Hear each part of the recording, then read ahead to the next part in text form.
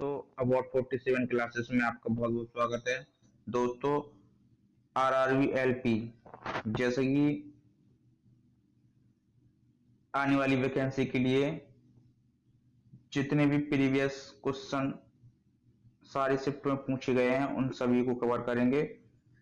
तो दोस्तों 9 अगस्त 2018 की फर्स्ट शिफ्ट जितने भी पूछे गए science GK and current affairs के उन सारे क्वेश्चनों को कवर करेंगे, जिससे जिससे आपको एक पता चलेगा कि आरआरबी में कैसे क्वेश्चन पूछे जाते हैं।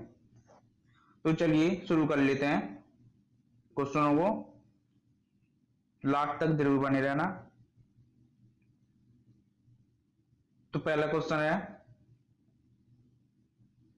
है कि प्रतिरोध की एसआई इकाई है। तो दोस्तों इसका करेक्ट आंसर हो जाएगा सी, यानी ओम प्रतिरोध की एसआई इकाई होती है, यानी इसका करेक्ट आंसर हो जाएगा सी। अगला क्वेश्चन देख लेते हैं। अगला क्वेश्चन है कि रेनवियर के नोट्स सूक्ष्म रिक्त स्थान होते हैं डैश जो में पाया जाता है। तो दोस्तों इसका करेक्ट आंसर हो जाएगा डी, यानी माइलिनकृत एक्सॉन जो सूक्ष्म रिक्त स्थान में पाया जाता है। अगला क्वेश्चन देख लेते हैं। अगला क्वेश्चन है कि the association of small bombs पुस्तक के लेखक कौन है। तो दोस्तों इसका करेक्ट आंसर हो जाएगा सी, यानी Chetan Bhagat the association of small bombs के पुस्तक के लेखक हैं। अगला क्वेश्चन देख लेते हैं। तो अगला क्वेश्चन है कि इनमें से कौन सा एक सिप्रोट्रॉफ है। तो दोस्तों इसका करेक्ट आंसर हो जाएगा ए, यानी कुकुरमुत्ता जो कि एक सिप्रोट्रॉफ है। दोस्तों अगला क्वेश्चन देख लेते हैं। अगला क्वेश्चन है कि संवेग को किसके गुणनफल के रूप में व्यक्त किया जाता है। तो दोस्तों इसका करेक्ट आंसर हो जाएगा द्रव्यमान और वेग के रूप में संवेग को व्यक्त किया जाता है। इसका करेक्ट आंसर हो जाएगा सी। अगला क्वेश्चन देख लेते हैं। दोस्तों ये वाला क्वेश्चन इनमें से कौन सा एक सेप्रोट्रॉप है, ये रिपीटेड क्वेश्चन है, ये मैंने पहले करवा दिया है। अगला क्वेश्चन देख लेते हैं। अगला क्वेश्चन है कि एक उत्तल दर्पण जिसकी फोकल लंबाई f है को एक द्रव में डुबोया जाता है, द्रव में दर्पण की फोकल लंबाई क्या होगी। तो दोस्तों से करेक्ट आंसर हो जाएगा ए, यानी f इसकी फोकल लंबाई दर्पण की फोकल लंबाई हो जाएगी। तो अगला क्वेश्चन देख लेते हैं। अगला क्वेश्चन है कि सर्च लाइट का परावर्तक कौन सा होता है। तो दोस्तों से करेक्ट आंसर हो जाएगा बी, यानी अवतल दर्पण सर्च लाइट का परावर्तक होता है। अगला क्वेश्चन देख लेते हैं। अगला क्वेश्चन है कि अलैंगिक प्रजनन लैंगिक प्रजनन से भिन्न अलैंगिक प्रजनन में होता है। तो दोस्तों इसका करेक्ट आंसर हो जाएगा ए, नए जीव जनक माता पिता के समान होते हैं, यानी अलैंगिक जो प्रजनन होता है उनमें वो नए जीव जनक माता पिता के समान होते हैं। अगला क्वेश्चन देख लेते हैं। दोस्तों अगला क्वेश्चन है कि एक परमाणु में न्यूट्रॉन की संख्या किसके बराबर होती है।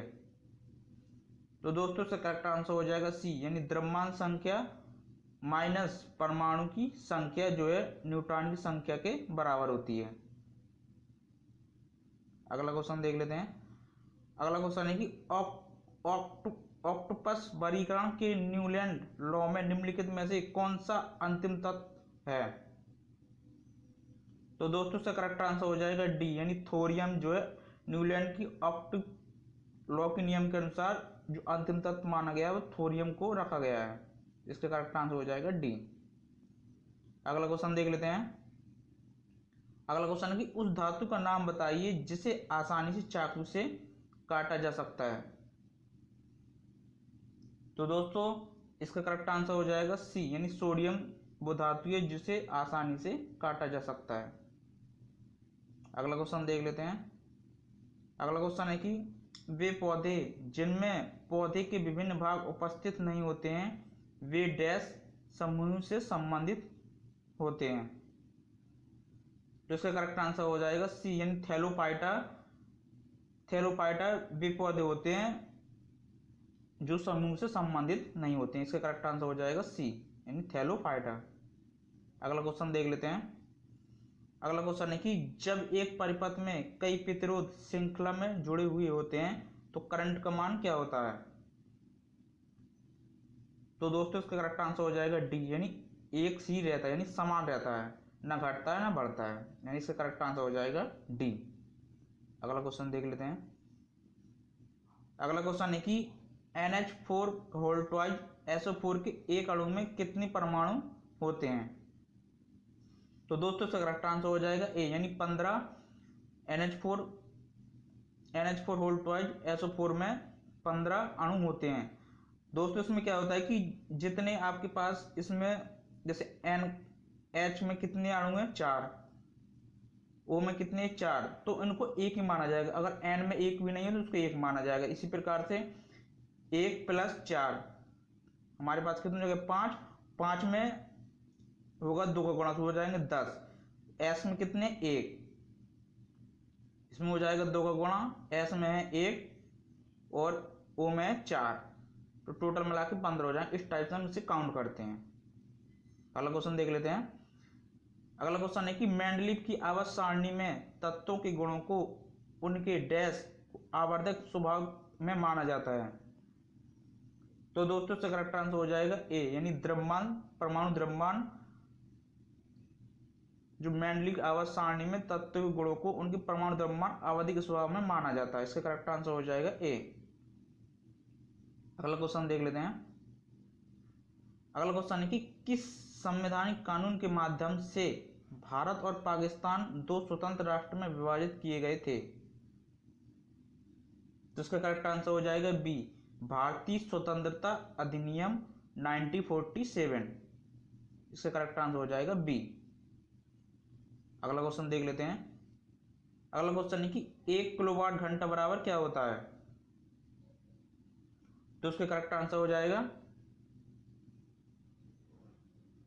इसका करेक्ट आंसर हो जाएगा ए, यानी 3.6 10⁻6 जूल 1 किलोवाट घंटा के बराबर होता है। अगला क्वेश्चन देख लेते हैं। अगला क्वेश्चन है कि निम्नलिखित में से कौन सा अम्ल लाल चींटियों में उपस्थित होता है? तो दोस्तों इसका करेक्ट आंसर हो जाएगा बी, यानी फार्मिक अम्ल, जो कि लाल चींटियों में उपस्थित होता है। अगला क्वेश्चन देख लेते हैं। अगला क्वेश्चन है कि चिंतावान उपन्यास होप ऑफ व्हाट आइज से लेखक कौन है? तो इसका करेक्ट आंसर हो जाएगा अनिल मेनन, जो कि चिंतावान उपन्यास होप ऑफ व्हाट आई सी के लेखक हैं, जो कि करेक्ट आंसर हो जाएगा भी अनिल मेनन। अगला क्वेश्चन देख लेते हैं। अगला क्वेश्चन है कि नकारात्मक त्वरण, दोस्तों ये त्वरण है, यानी त्वरण, नकारात्मक त्वरण निम्न में से किसकी दिशा के विपरीत होता है? तो दोस्तों इसका करेक्ट आंसर हो जाएगा सी, यानी वेग नकारात्मक त्वरण के विपरीत होता है। अगला क्वेश्चन देख लेते हैं। अगला क्वेश्चन है कि पीरपंजा रेलवे सुरंग कहाँ स्थित है? तो दोस्तों इसका करेक्ट आंसर हो जाएगा ए, यानी जम्मू कश्मीर में पीरपंजा रेलवे सुरंग स्थित है। अगला क्वेश्चन देख लेते हैं। अगला क्वेश्चन है कि पानी को ब्लीचिंग पाउडर में मिलाने पर कौन सी गैस निकलती है? तो दोस्तों इसका करेक्ट आंसर हो जाएगा डी, यानी पानी को ब्लीचिंग पाउडर में मिलाने पर क्लोरीन गैस निकलती है, जिसका करेक्ट आंसर हो जाएगा डी। अगला क्वेश्चन देख लेते हैं। दिए गए वस्तुओं के समूह के संबंध में सबसे उचित शब्द का चयन करें। तो दोस्तों इसका करेक्ट आंसर हो जाएगा बी, यानी प्रौद्योगिकी। प्रौद्योगिकी इसका करेक्ट आंसर हो जाएगा, जिसे हम कहते हैं टेक्नोलॉजी। इसे हम कहते हैं टेक्नोलॉजी। तो दोस्तों जो एएलपी में पूछे गए जितने भी प्रीवियस क्वेश्चन हैं 2018 के, वो मैंने सारी कवर करवा दिए हैं। तो दोस्तों वीडियो कैसी लगी है, अगर आप अपना कुछ सुझाव देना चाहते हैं तो कमेंट बॉक्स में लिख देना। और अगर आपने अभी तक सब्सक्राइब नहीं किया तो प्लीज़ सब्सक्राइब कर लीजिए, ताकि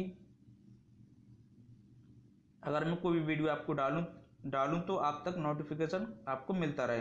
तो दोस्तों मिलते हैं अगली वीडियो में, धन्यवाद।